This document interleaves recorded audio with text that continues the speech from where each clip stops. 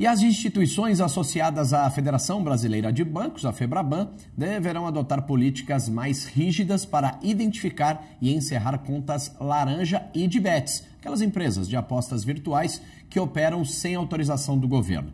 A entidade anunciou uma nova autorregulação que pretende reforçar o combate a fraudes, golpes digitais e esquemas de lavagem de dinheiro no sistema financeiro. Para falar sobre este assunto, eu vou voltar ao vivo a Brasília com a repórter Fernanda Sete, que traz todos os detalhes. Fernanda, a FEBRABAN está batendo bastante nessa questão das bets e de contas laranjas. Por quê? Porque tem uma questão também do crime organizado, né? Fazendo uso, por exemplo, de contas falsas, de contas de laranja para lavagem de dinheiro e também usando bets, né? Bets que seriam bets não reguladas pelo governo para também maquiar esse dinheiro, né? Que fazem ali para diluir o dinheiro do crime organizado, não é verdade, Fernanda Sete? Exatamente. É mais uma forma, né, que a FEBRABAN encontrou, Cláudio, de poder reforçar o combate às fraudes, aos golpes digitais, principalmente, né, após essa operação aí da Polícia Federal, Operação Sem Carbono, que identificou aí diversas fraudes com contas laranjas, né, usando aí as instituições financeiras, fintechs, enfim. Então, aquelas instituições associadas à FEBRABAN, a Federação Brasileira dos Bancos, deverão sim adotar políticas mais rígidas para identificar e encerrar, de fato, essas contas laranjas e de bets, aquelas empresas de apostas esportivas que operam sem autorização do governo.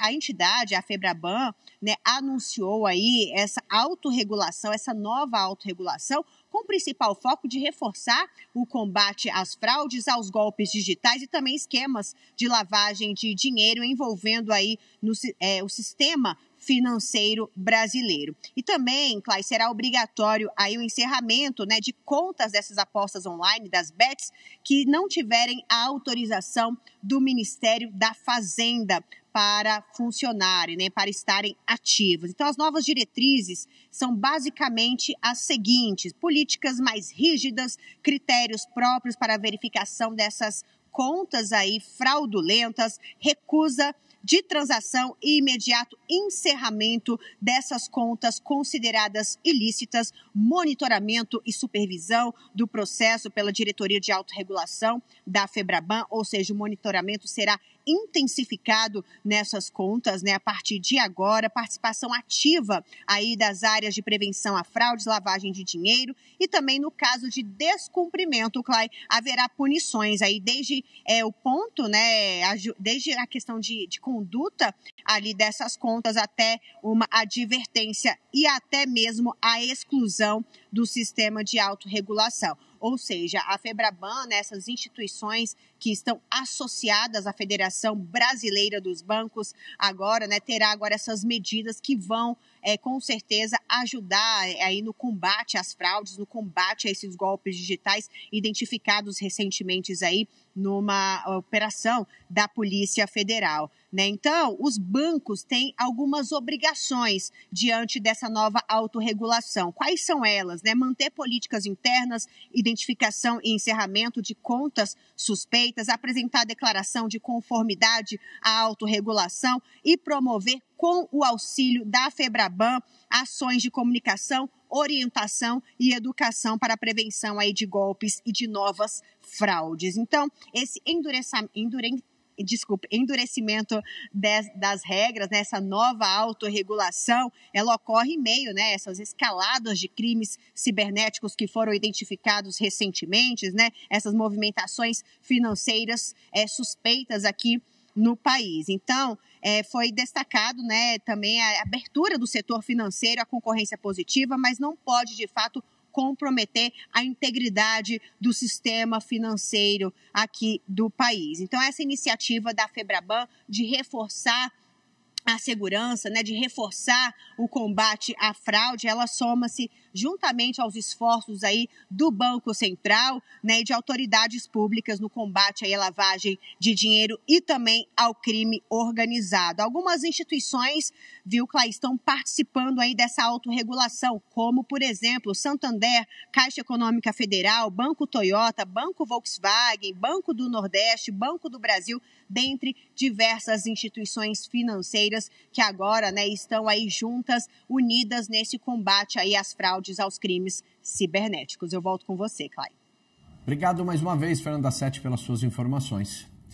Mariana Almeida, a gente está vendo que, além do endurecimento, né, em relação às bets irregulares, a Confederação Nacional da Indústria quer ou vai lançar um manifesto para uma taxação, um imposto seletivo para as bets. Seria a CID-Bets, né? Seria uma forma de equilibrar a tributação. Hoje as bets, elas têm uma taxação de 12%. E como que isso vai funcionar? A gente vai explicar um pouquinho mais ainda durante o agora. No ato da aposta online, uma alíquota de 15% seria aplicada sobre o valor apostado, semelhante ao que é feito em cigarros e bebidas alcoólicas, e esse valor seria para financiar saúde e educação.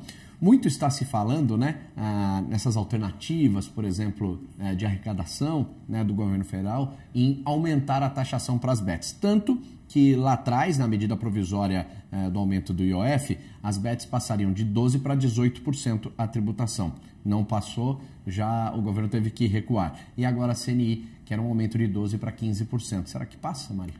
Será que passa? Uma pergunta difícil, né, Klein? Não, essa vou me comprometer aqui. Mais de 15% nessa pergunta de taxação. Essa relação, porque as bets, é interessante a gente observar aqui, que do ponto de vista do pacote fiscal como um todo, né, talvez as bets fossem o aspecto que mais surpreendeu por não ter passado também, porque de alguma maneira existe ambiente na sociedade para fazer realmente esse aumento aí da taxação. Isso porque é um setor que começou muito desregulamentado, acumulou enormes ganhos que a gente consegue aferir, inclusive pensando no tamanho do investimento que tem das bets hoje em dia. Quer dizer, eram organizações que basicamente não existiam há pouco tempo na economia brasileira e agora estão presentes como patrocinadoras de inúmeras ações, portanto, muito presentes aí no dia a dia. Isso só é possível porque houve uma arrecadação e um crescimento da parcela da ocupação dela na economia muito grande. Então, tem informação, tem evidência por aí mostrando que a rentabilidade do setor é bastante alta, portanto, teria capacidade para contribuir também bastante alta. Além da capacidade contributiva, tem um outro aspecto que é o risco para a saúde. O ministro Fernando Haddad tem trazido isso algumas vezes, né? Qual que é o efeito do ponto de vista da ação das bets no vício e nos comportamentos, às vezes, não tão positivos para a saúde das pessoas, o que até implicaria, de uma medida, também custo depois para o sistema público.